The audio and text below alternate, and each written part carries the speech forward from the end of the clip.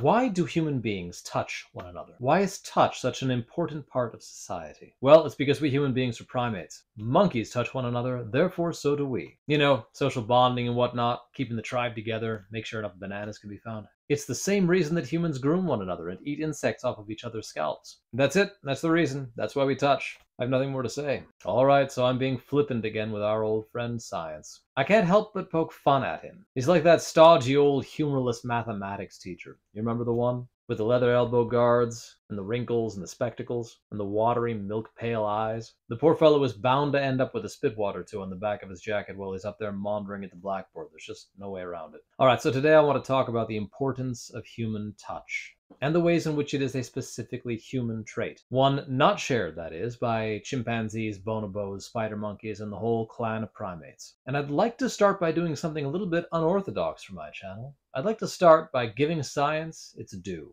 Don't worry, friends, I'm not unwell. I mean, I was in the hospital a couple of days ago for suspected appendicitis, but that has nothing to do with the present. Just a little used up is all. Little haggard, that's all. But I'm fine. I haven't fallen into science fever. I'm not going to put a lab coat on and go around waving petri dishes at you. We all know that's what scientists do, right? But see, I discovered the error of my ways about science when I was recently reading a scientific study about scientific skepticism. I jest. But in truth, in case I haven't made it clear enough, I actually do have a great deal of respect for our modern science. Since most people today are more likely to deify science than to critique it, I feel like there's a lot of work to do here. And I prefer to go about things by picking up the slack that everyone else seems to be leaving behind. So I will spend most of my time focusing on the unspoken presuppositions, problems, limitations, exaggerations, abuses, arrogances, pretensions, and delusions of grandeur in our modern science, rather than on its many virtues and qualities. But here, at the very start of this video of my thoughts on human touch, I'm taking a short break from the warpath. Science has done here the work that only science can do. It has classified cause and effect, and it has offered us a marvelously fleshed out symptomology of a phenomenon that it is not equipped to get to the roots of. Let me offer just an overview of some of the scientific literature here, conveniently summed up on a random website that I found. Research has uncovered an astonishing number of poor health outcomes that result when we are deprived of touch.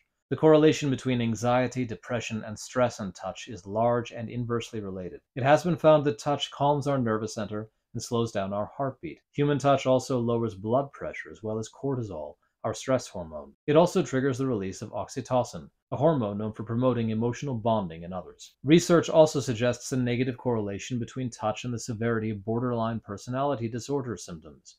This suggests that the effects of touch extend to our basic neural circuitry. Even our immune response seems to be somewhat governed by touch, with the finding that those who are deprived of human touch are more likely to suffer from immune system diseases. Alright, now that's all very striking, and due credit to science. But if you were to ask that same science why all of this is the case, why human beings are so profoundly invested in each other's touch, what can it tell you? That we were evolved to be like this. It's hardwired into our neurochemistry, to use some of the going lingo, which says a lot without saying much of anything at all. Because one of the things that science constantly fumbles with is this: meaning itself is hardwired into our neurochemistry. And since science, on account of its fundamental presuppositions, can never root its investigations in meaning, in purpose, scientific claims always boil down in the last analysis to tautologies. Why do humans crave touch? Because they do. And then it will offer a startlingly complete, detailed, and curated list of how they do. So with that, let's return. I want to ask a different question. Why is human touch of such absolute importance for human psychology, well-being, and society? Let's start with a few simple, commonplace observations. What does it mean to meet somebody? I mean, certainly it means that you know their name, that you've been introduced to them or had yourself introduced to them. You've exchanged words. But what's interesting about this, at least in our part of the world, is that the first time you meet somebody, the first thing that you do is you take their hand. Touch, human touch, is actually the discriminating factor between having met somebody and not having yet met them. Touch delimits the outer periphery of our social circles. Now, of course, all of this has been changed very radically by the introduction of new technologies like the internet and social media and things of this sort. And I'll have a little bit of time to talk about that, I think, toward the end of this video. But historically speaking, and just in terms of the way that human beings have developed organically in the world, touch is the way that we distinguish between acquaintances and strangers. Touch is, moreover, one of the primary discriminating factors in degrees of intimacy within those social circles. It establishes some of the basic differences between an acquaintance and a friend, a family member and a spouse. One of the main signs to indicate how close a human being is to you is the degree and the way in which you can expect to be touched by that person or to touch that person. Now, this holds true to some extent as well for the other senses.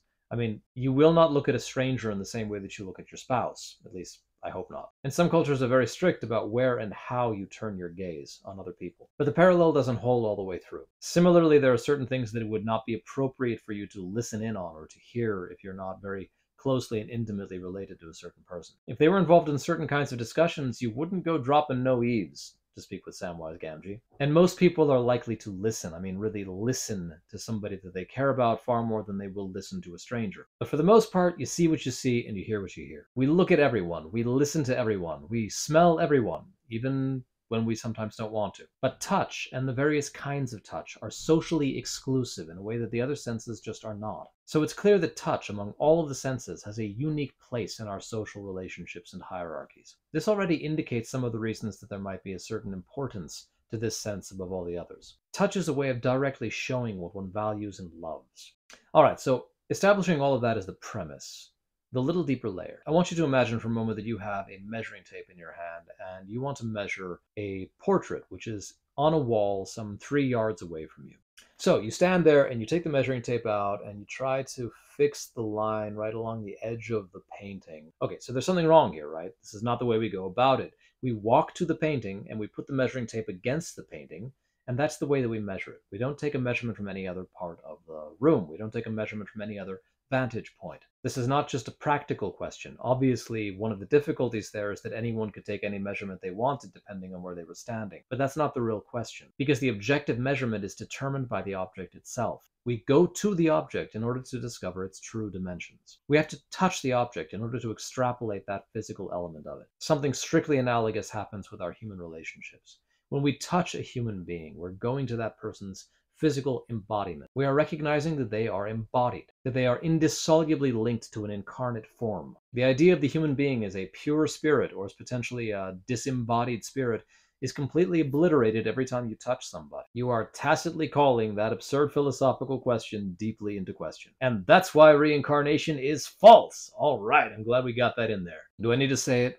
I'll say it. QED. Okay, that's a long argument for another time. What I want to focus on here is that when you come to a human being and you touch that human being, you are recognizing that human being as an entirety, as a whole. And this embodiment of the human being, which is implicit to the act of touch, works both ways. To touch a human being is to recognize that human being's embodiment, and to touch at all is to recognize our own embodiment. And this is because touch is the way that we physically interact with the world. We touch things that we want in some way to affect, to move, to manipulate, to caress, to hold, to push away. It is our principal way of acting on the world rather than being acted on by the world. Touch is the most active of the 5 senses. It is the least passive. The world primarily acts on us through our other senses, and we receive the consequences of these actions. Now, each one of the 5 senses has an active and a passive element to it. And I say 5 senses. Proprioception, while it is a very real phenomenon, is not a sense. Everybody, stop calling it a sense at once. I'm not putting up with this anymore. Our senses are the way of connecting to the world. Proprioception, the feeling for where and how our limbs are arranged at any given moment, is a way of connecting to our bodies. So to call it a sense, you must treat our bodies as being objects in the world separate from us, somehow detached from our souls, detached from our experiences, detached from our understandings. You get away from it with your crypto-popular Platonism. Proprioception is not the 6th sense. The real 6th sense lets you see dead people. There is no other 6th sense. Alright, in point of fact, there probably are other things that we could consider human senses. Things like extrasensory perception or noetic perception or things like this. And it's very interesting to explore just exactly in what way they are parallel to the senses, how they might differ. But that is a very long argument for another time. So for the moment, let's just be prosaic and stick to 5. So having settled that, the 5 senses, the real 5 senses, all have both an active and a passive element to them. And in most of our senses, the passive is predominant. We see far more than we look at. We hear far more than we listen to. We smell far more than we sniff. In touch, on the other hand, the active predominates. Touch is more often a choice on our part than it is a receiving of stimuli. And even when it's a receiving, very often that itself is a choice. Consider the clothes that I'm wearing right now. They are touching my body and I can feel them as I move. But that's a choice that I have made to dress myself in this way, to put these things upon my body, upon my skin. And this is part of why touch is so deeply intimate. Apart from very particular circumstances, things like crowded rooms or arrests or brawls. If you touch somebody or are touched by them, it is a mutual decision. The will of you both is implicated and involved. The only sense that you could consider to be more active than touch is taste, and that is why taste is the most intimate of the senses, bar none. Now, it would take some time to untangle all of this, and I'm not here to talk about taste. Suppose I could do a series on the senses, on all 5 of them, 5, and then I could dedicate an entire video to talking about the strange mix of passive and active in taste. But we're not here to talk about taste. There's no accounting for taste. Actually, that's a lie. There is accounting for taste in just about every way. Don't listen to the relativists on this one, especially the ones that tell you that art is subjective. They don't even understand the words that they're using. I'm talking about touch today, however. If taste is the most intimate of the senses, and sight is the noblest of the senses, we might say that touch is the most social of the senses, at least in the sense of social that I've been discussing. The sense of social, the sense of sense. We could talk about the sense of the word sense. Would you like to talk about that? All right, off track, I know. Roving again, John. Eye on target. Focused vision. Active vision. Active, not passive. Touch is the most active of the senses, except for taste, maybe taste. That's where we left off before, well, you know. Now this is due in part to the spatial limitations of our bodies. We are not ubiquitous, we human beings. We are very much contained in a specific place, in a specific space. And so not everything can touch us. Leaving aside taste, with all of our other senses, we venture forth into the world with our senses. And with some of them we go very distantly indeed. But with our touch, we are always right here, right at home. If something is going to touch us, it has to come to us. And if we're going to touch it, we have to go to it. Touch, therefore, very often requires proximity and willful intention. And those two things together almost define intimacy, at least on the positive side. On the negative side, we're talking more about breaking things and destroying things. And this is actually an important part of touch, because with our touch, we can build, and with our touch, we can destroy. With our touch, we can caress, and with our touch, we can bruise. This is an implicit and fundamental part of human touch. And it really needs to be brought out in this conversation. Because there's an element of our deep past which makes appearance here. Indeed, it makes appearance every time we touch one another. Now, I don't want to be misinterpreted here. It's very commonplace to talk about our human instincts as if they were the product of some kind of evolutionary phase. I don't mean to say that. I'm not a believer in the theory of evolution per se. I think the theory has its strong points, but save as it is soundly bolstered by theology and philosophy, it seems to me, well, pretty silly actually. So you can explain to me down in the comments, please do, why I'm a dunderhead, and I will willingly listen and possibly change my mind. But as I see it, any attempt that tries to explain life without reference to an inherent non-mechanical teleology, a kind of innate will to beauty or will to order, is a losing game from the start. Life is implicated in ends, goals, and purposes. You cannot break it free of those things. You cannot explain those things from the back by saying that they're forced into existence by some kind of a mechanical interplay of mere matter or chemicals. And you cannot do this for the very simple reason that it is the telos, the goal, which determines the evolutionary course, and not the other way around. But again, I'll leave that debate to the comments. If anyone wants to take me up on it, I'm very curious to hear your thoughts. However, given my position, I don't know how much mileage we can actually get out of trying to understand the human being, or any kind of human behavior, as an effect or a consequence of stages of evolution, when we were just a bunch of orphan primates trying to get away from tigers. On the other hand, I do think there's something to be said for ancestral memory. In whatever way you cut it, we human beings have had a long and violent past. We spent most of our history or prehistory in pretty shady circumstances, in conditions where violent death was never a distant possibility. Now, to say it again, touch is that sense by which we exert our force and our power on the world surrounding us. Violence is a subsidiary of touch. Violence is included within touch as an implication of potentiality. Our touch always contains within it the possibility of pain, of injury, of destruction, in a way that no other sense does. Hearing is connected to this because our voices can also be the implements of damage or injury. But as the old children's rhyme has it, sticks and stones can break my bones, but words can never hurt me. But all of this is to say that when we touch another human being in care and love, these gestures are buoyed up by the force of that power that we could exert but choose not to. Every act of loving touch is perforce an act of protection, of care, of refuge. Every time we touch a person that we love, we are implicitly not injuring or destroying them. We are tacitly saying that we want them to continue, to exist, to thrive, that their very lives are vital and important to us. And on the other hand, every time that we allow a human being to touch us, we are showing a tremendous act of trust in that act. We're saying that we recognize that that person is not going to injure us. This means, of course, in an immediate physical way, but it's also very symbolic. It's profoundly symbolic. When you let another human being touch you, you're saying to that human being, I believe that you're going to bring me good. You're going to protect and nurture me. You're not going to injure me. You're not going to damage me. You're not going to kill me, whether this be physically or psychically or emotionally. This is part and parcel of the bonding that is involved in human touch. And it's no wonder that touch is so important and so deeply felt when you consider these things. We communicate profoundly with our bodies, and particularly with our hands. And it's worth saying a word about our hands. These are some of the most elegant, expressive, and multifaceted objects in all of existence. There is perhaps no other object in all of the world which contains in itself such rife symbolism of creation and destruction as the human hand. And when we implicate touch and human social relations, the hand becomes a paragon of love or hate. This is part of the mystery and the beauty of our human incarnation, and I think that it's expressed so eloquently and beautifully in the human hand, which of course is connected vitally to everything that we're discussing here, because it's primarily through human hands that we touch one another. There's just this latent symbolism every time we put our hands on one another that's just incredible to think about. All the things that we're saying to each other without speaking, all the things that we're intending or indicating. There's a whole world here, and I think we've only started to scratch the surface of the why beneath the importance of human touch in human life. It is a profound and rich realm. It's probably worth returning to at some point in the future. But I'd like to take everything that we've been discussing so far, and I'd like to consider it in the light of some peculiarities of our present contemporary moment. Now, it's obviously true that different cultures have very different relationships to human touch.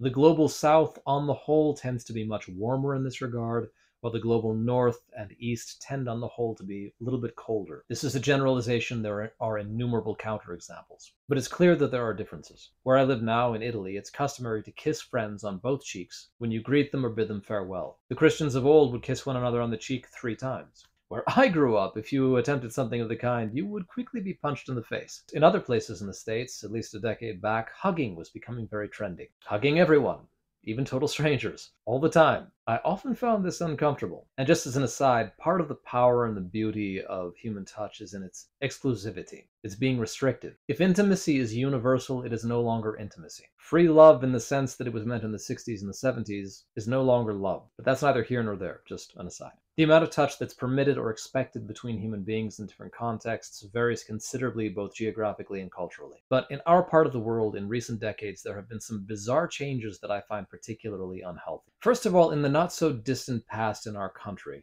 it was both normal and acceptable for friends of the same gender to show physical affection to one another in a variety of purely platonic ways. Somewhere along the line, this became taboo, particularly for men in parts of the United States. When I was growing up, if I had ever dared to put a hand on my friend's shoulder, for example, this would have been socially equivalent to me openly declaring myself a homosexual. And this is absurd. Now, I don't like, and I don't usually use the word homophobia.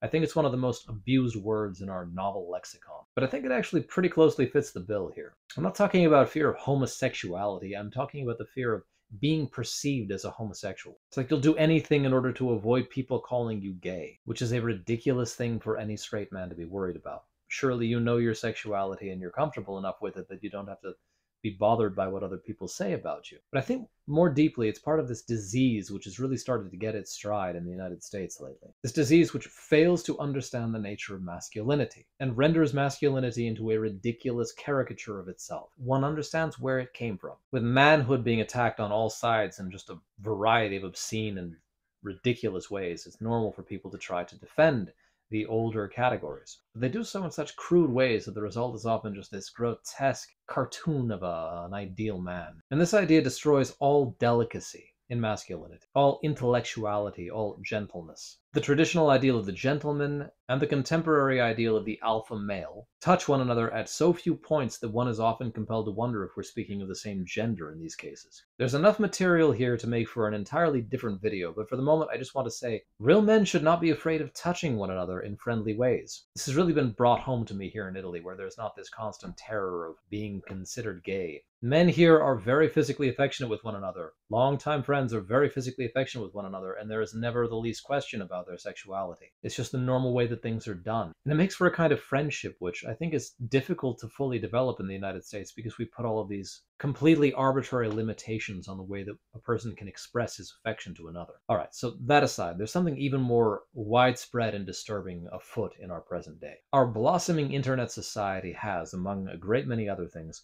cut us off from physical contact in a completely unprecedented way. Our media give us the simulacra of voice and image, but scent, touch, and taste are, for the moment, off the table. And so something very strange happens here, because our digital media disembody us. They take away from us all of the elements which actually pertain to our strictly physical being, and they transform us into images. And this is fatally dangerous if it's not compensated for in our day-to-day lives. Now, technology is struggling here to catch up with itself, as it usually is. Haptic suits and the like are on the horizon. Apparatuses which in some way reproduce human touch. Whatever they do, it can never be human touch. They can never substitute the real thing. Technology is always playing games of mimicry. Science assures us that we are descended from monkeys, but in truth it is science itself which spends all of its time aping the world.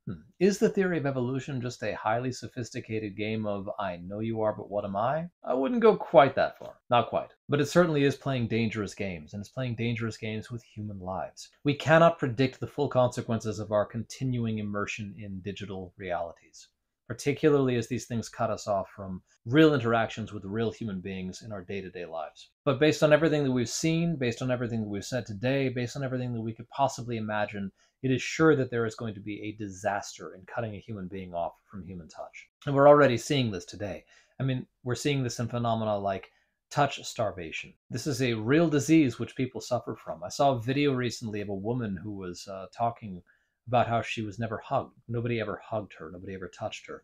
And this woman was just breaking down in front of the camera. She was in tears because of this. It would take a very callous and irrational soul, I think, to say that this woman is just suffering uselessly or that she's being weak in some way. She's missing a real and essential part of our human societies and our human relationships. And how many people like her are there out there? And we can demonstrate through our science the ways in which all of this has very painful and detrimental consequences for the human body itself, for our health and our well-being. Now, what's interesting about this to me is that it seems like we're coming up against the hard limits of just how far we can push our immersion in digital or technological worlds. It might be that through human touch itself, we finally reach the limits of how far we can press the metaverse, for example. And it might be our human touch which is the first thing to call us back down to ground. This sense of ours, which is so deeply connected to our embodiment as humans, our existence and our being as humans, might be the very thing which finally stops us from throwing ourselves over the precipice into a reality which would be fundamentally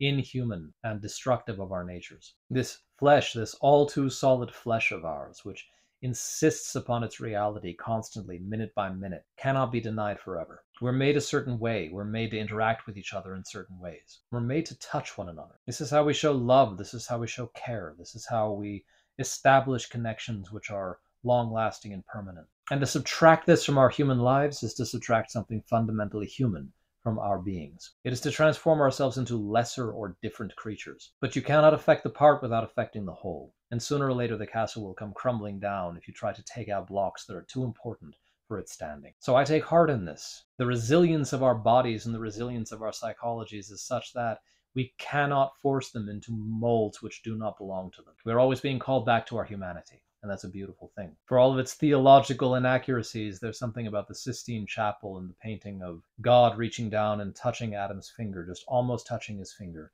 that's so redolent of meaning and so very relevant to what we're discussing here. There's life in that contact between hands. There's life in that contact between skin and skin. And it brings us back into the world that we were meant to experience and to appreciate and to comprehend. So, think about this the next time somebody tells you to go out and touch grass. Maybe the thing to do is not to go out and touch grass, but touch somebody you love. So that's what I have for you today on human touch. If you like this, let me know. I might do one on all of the senses. Smell would be fun. It would be fun to do an entire video on smell. But actually, I'd enjoy doing it on all of them. So anyway, if you enjoyed this, let me know by liking this video and leaving me a comment to that effect. If you want to take me to task for not adequately comprehending evolution, by all means, let's have at it. There's much there that I need to learn, I'm sure. If you have the opportunity one day to come shake my hand, please do. I didn't even get into all of that business. I mean, what does it exactly mean to meet somebody online? Have you really met them? It's a really interesting question. A lot to say about that.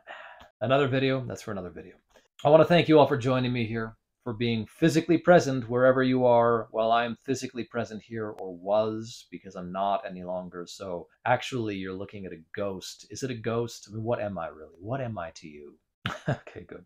I at least have enjoyed this in the solitude and silence of my room. I hope that you have too. And until next time, please remember, subscribe to my channel. Remember as well that I'm in the process of publishing a serial novel, a serial western, as a matter of fact. And I should be, what, maybe 5 chapters into it by the time this video is published? 4 or 5? Somewhere around there. Link is in the description. So saddle up and let's go. And until next time, farewell.